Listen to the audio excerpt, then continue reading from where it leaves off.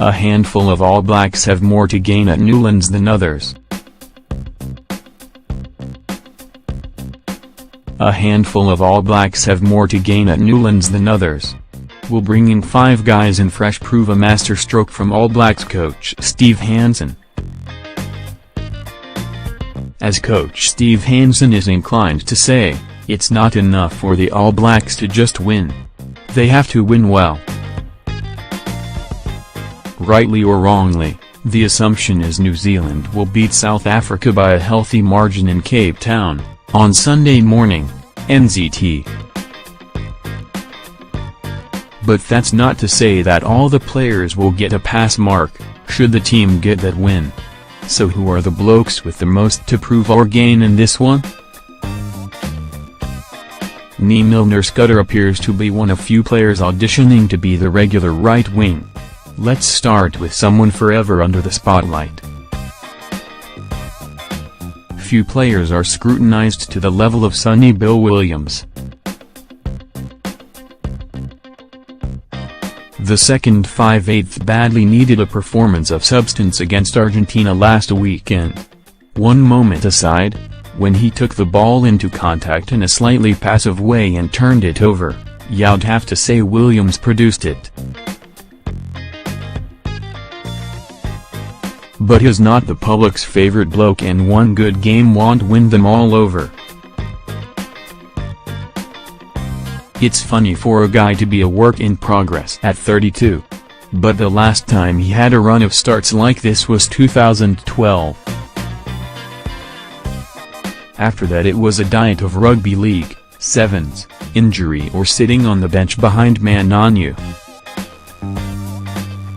It's natural for his form to fluctuate. Then, as he learns to play, what shouldn't be forgotten is his second sport. We'll see if the persistence of the All Blacks coaches pays off in the end. Right wing is waiting for someone to make it their own. Israel Tag, Ben Smith, Saik Nahalo and Milner-Skudder are among those who've occupied the jumper in recent seasons, without nailing it full-time.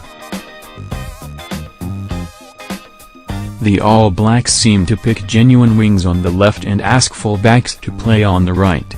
So with Rico Ian looking hard to dislodge from number 11, here's Milner-Skudder's chance to make himself the same on the other side.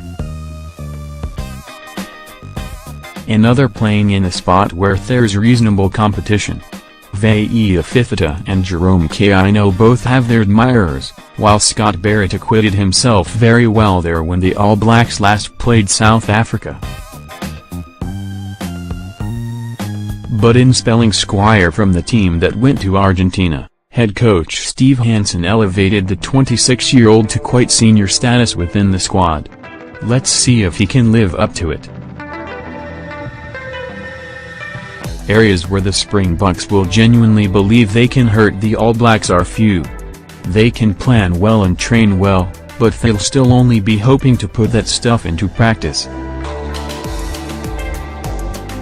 One area they'll know they can make headway is through Hames.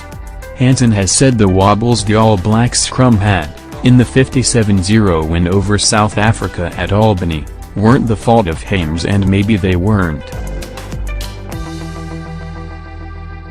But it definitely appeared that way, and Hames could have his hands full at Newlands. To his great credit, though, Hames' scrummaging against Argentina last week was first-rate. It's just that he was an unknown quantity to them. Leaving Squire, Sam Whitelock, Sam Cane, Ryan Crotty and Lima Sapoga out of the team to go to Buenos Aires was an interesting one. Hansen said we won't know if it was the right idea until after the last test of the season, in Cardiff on November 26, but I reckon it could be quite a lot sooner. This is a tired team needing an injection of talent, experience and enthusiasm, and a good win at Newlands would suggest holding the quintet back for this game was a masterstroke.